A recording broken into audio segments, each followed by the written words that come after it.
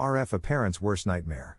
As a police officer for the New Jersey Police Department in Newark, you become accustomed to certain calls over the radio. You become desensitized to some of the horrors this city can throw at you. The world seems to be going to hell, and as a police officer, and I feel like I have front row seats. My son Josh was the reason I got into the police force. I wanted to make it a safer place for him. We live in a time a lot different than it was 20 years ago. Sometimes I wonder, is it us as parents that are the ones to blame for the madness that's out there? The one thing that terrifies me more than anything, though, is getting the call over the radio that some kid, or whoever, is shooting up a school. What kind of world are we living in today, when that is something you have to worry about? I remember last year my son was joking around with me about a kid in his class potentially being the person to shoot up his school. I remember feeling sad about it because I had to justify sending my son to a place where the thoughts and fear of being shot were all too real. As I turn up to 11th Avenue, a call comes over the radio. We got a 417 over at Bard High School, all units. My heart began to beat out through my chest.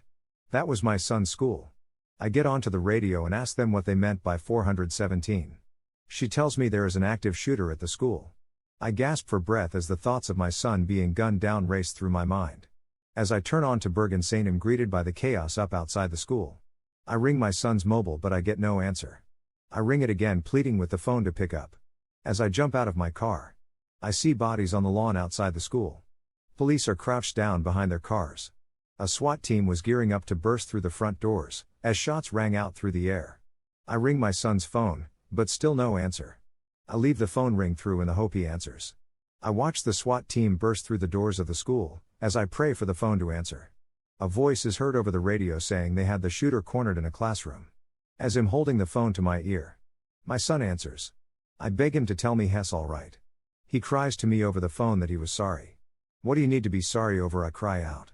As he begs me for forgiveness, I hear someone in the background shouting at my son to get on the ground. Then gunshots ring out through the phone and then silence. Then another voice calls out over the radio. The shooter is down. I repeat, the shooter is down. I drop the phone. I fall to my knees, as the carnage continues to unfold around me. I can't help but think about the last thing my son said to me before I left for work this morning. I think today is the day people will finally start to listen to me, Dad. I just smiled at him and left. I wish I had listened.